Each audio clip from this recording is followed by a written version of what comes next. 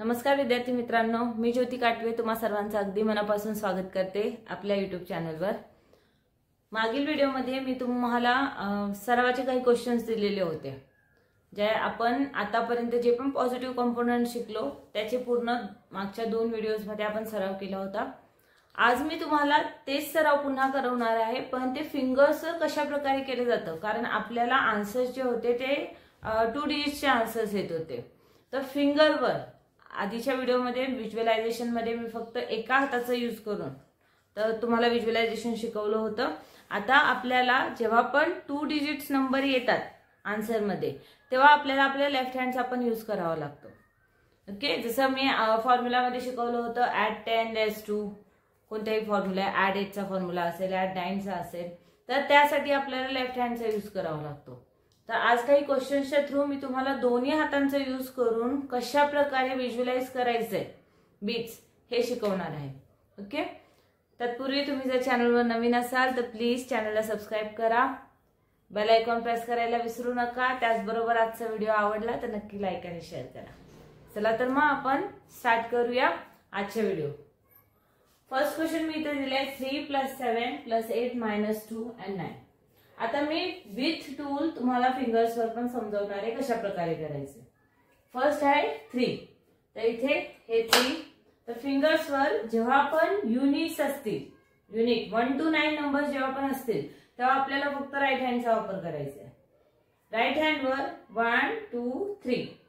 Okay, आता जर तुम्ही व्हिज्युअलाइज करताना योग्यरित्या करू शकता तर तुम्ही डायरेक्टली 3 ही घेऊ शकता। इट्स अप टू यू की तुम्ही कशा प्रकारे व्हिज्युअलाइज करता। आता व्हिज्युअलायझेशन शिकवणं हे माझ्याकडे तो काम आहे, पण व्हिज्युअलाइज करताना तुम्ही स्वतः किती डोकं लावता हेही महत्वाचं आहे। तर इथे फर्स्ट 3 आहे, तर एक तर अशा प्रकारे 3 टाइम्स करा किंवा एकत्र करा, नो प्रॉब्लेम। तुम्ही व्हिज्युअलाइज करताना कशा प्रकारे करता ते तुम्ही बघू शकता। फर्स्ट आहे 3, नेक्स्ट आहे 7। आता बघा 7 साठी आपल्याला काय करायचं असतं, ऍड 10 and less 3। तर आता आपल्याला लेफ्ट हँडचा वापर करायचा आहे, तर इथे आपण करणार ऍड 10 and less 3। आता हे 3 पूर्ण मागे घेतले म्हणजे आपल्याकडे इथं काय राहतं, फक्त 10 राहतं, बरोबर। तर हे राहिलं 10। नेक्स्ट आहे ऍड 8, तर ऍड 8 साठी 5 + 3, हे 8 झाले, ऍड 8। ओके, ऍड 8, आता हे 5 आणि हे 3, ऍड 8। हे विसरायचं नाही की इथलंही बीट घेतलेलं आहे आणि हे 8। ओके, -2, आता या 8 मधले 2 मायनस करा, इथे फक्त 6 राहतील, तर हे 2 मायनस केले। नेक्स्ट ऍड 10, आता ऍड 10 चा फॉर्म्युला काय आहे, ऍड 9, ऍड 9 चा फॉर्म्युला काय, ऍड 10 - 1। तर आता ऑलरेडी आपल्याकडे एक 10 आहे, पुन्हा एक 10 ऍड करणार आणि एक मायनस करणार 1 खालून, म्हणजे आपला जो लोअर बीट आहे त्यातला 1 आपण मायनस करायचा। तर आपला आन्सर येतं 25। इथे घेतलं, हे मायनस केले, बरोबर। तर आपला आन्सर येईल इथे 25। ओके, नेक्स्ट क्वेश्चन इथे दिलेला आहे 6 + 9 - 5 + 4 + 8।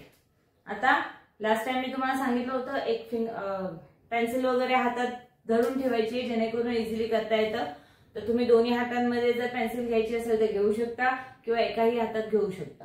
फर्स्ट क्वेश्चन आहे 6 + 9, तर इथे फर्स्ट 5 and 1, 6 + 9 + 9 चा फॉर्म्युला काय, +10 and -1, बरोबर।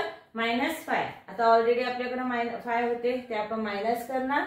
नेक्स्ट आहे +4, तर +4 एकत्र घ्या आणि नेक्स्ट ऍड 8 पुन्हा आहे, तर ऍड 10 लेस 2। आपला आन्सर येतं 22। आपण इथे 2 वर करून बघूया, बरोबर।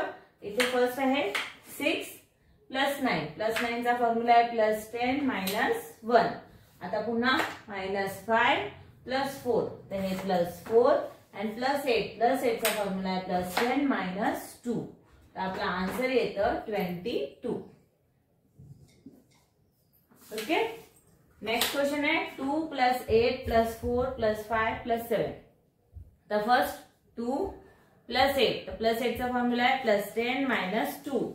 ओके, नेक्स्ट आहे +4, तर +4 एकत्र घेणार, +5 + 5 + 7, +7 चा फॉर्म्युला काय आपला +10 - 3। तर आपल्या इथे 2 10s आहेत आणि इथे 6 आहेत, 5 आणि 1। ओके, आपला आन्सर येतं 26. चला तर मग टूलवर बघूया. फर्स्ट आहे 2 + 8, तर हे +8 + 10 -2 + 4, हा +4 + 5, हे +5 आणि नेक्स्ट आहे +7. +7 साठी आपण फॉर्म्युला यूज केला, लेफ्ट हँडचा यूज केलेला, तर हे +10 - 3. आपला आन्सर येतो 26. ओके, नेक्स्ट क्वेश्चन आहे 7 + 2 + 8 - 5 + 9. फर्स्ट 5 and 2, हे 7 + 2 पुन्हा आहे, तर पुन्हा 2 घेणार म्हणजे इथले आपले 9 पूर्ण आले. 9 साठी तुम्ही अशा प्रकारे फिंगर ठेवू शकता किंवा असेही ठेवू शकता, जसं तुम्हाला कम्फर्टेबल वाटेल. फिंगर्सवर तुम्ही जेवढं कॉन्सन्ट्रेट करू शकता तसं करू शकता. ओके, नेक्स्ट आहे +8, तर +8चा फॉर्म्युला काय, +10 and -2. हा फक्त थंब फिंगर आपलं वर घेणार, इथं +10 - 2 म्हणजे इथले 7 राहिले आणि इथलं 10 घेतलंय आपण, बरोबर. आता -5, या 7 मधला आपल्याला -5 करायचंय, हे -5. नेक्स्ट आहे +9. आता ऑलरेडी आपल्याकडे 2 युनिट्स राहिलेले होते, त्यात आपल्याला ऍड 9 करायचंय. तर ऍड 9चा फॉर्म्युला काय, ऍड 10 and less 1, म्हणजे आपल्याकडे इथे 2 10s राहतील आणि इथे 1 राहणार फक्त, बरोबर. 1 बीट राहणार, तर इथं आन्सर येतं आपलं 21. टूलवर पाहूया आपण. फर्स्ट आहे 7, दिस इज 7 + 2, हे +2 + 8. +8 साठी फॉर्म्युला आहे +10 - 2 -5, हे -5 + 9, तर ऍड 10 less 1 आलं 21.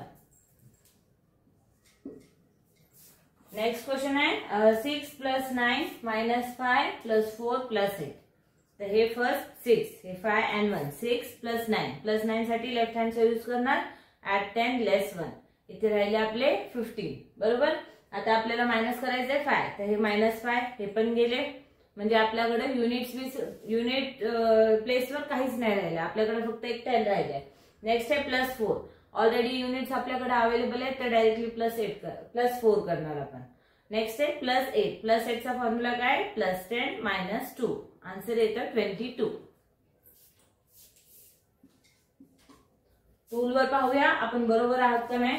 फर्स्ट आहे 6 + 9, तर हे +9, ऍड 10 less 1, -5, हे -5 +4, हे +4 and लास्ट +8, ऍड 10 less 2. आपला आन्सर येतं 22, जे मी आधी लिहिलेलं आहे. ओके, तर आपल्याला जर 10th प्लेसवरचे कोणती व्हॅल्यू असेल तर आता आपल्याला लेफ्ट हँडचाही वापर करायचा आहे. म्हणजे युनिट्स प्लेस असतील तर राईट हँडचा वापर करणार आणि 10th प्लेस असतील तर लेफ्ट हँडचा वापर करणार. फिंगर्स यूज करायची पद्धत तीच आहे. जसं आपण 5 साठी इंडेक्स फिंगर यूज करतो, तर 5 साठी इंडेक्स फिंगर आणि नेक्स्ट 10th मधल्या 50 साठी पण इंडेक्स फिंगर आपला लेफ्ट हँडचा येईल. ओके, आणि 1 साठी थंब फिंगर 1 टाइम, 10 साठी लेफ्ट हँडचं थंब फिंगर 1 टाइम, 2 times 2 साठी तर 2 times 20 साठी, 3 times 30 साठी तर 3 times 30 साठी, 4 times 40 साठी तर 4 साठी तर 4 times 40 साठी. म्हणजे आपल्याला 1 to 9 राईट हँडचा यूज करायचा 1 to 9 बीट साठी किंवा 1 to 9 नंबर्स साठी आणि 10 to 90 नंबर्स साठी आपल्याला लेफ्ट हँडचा यूज करायचा आहे same as unit beats. Okay, तर अशा प्रकारे व्हिज्युअलायझेशन तुम्ही फिंगर्सवर करू शकता. जिथे आपल्याला 2 डिजिट्स आन्सर्स येतील किंवा कोणताही फॉर्म्युला यूज करायचा तर आपल्याला लेफ्ट हँडचा वापर करावा लागेल आता. ओके, आज इथेच थांबूया. घरीही तुम्ही अशीच प्रॅक्टिस करत राहा. धन्यवाद.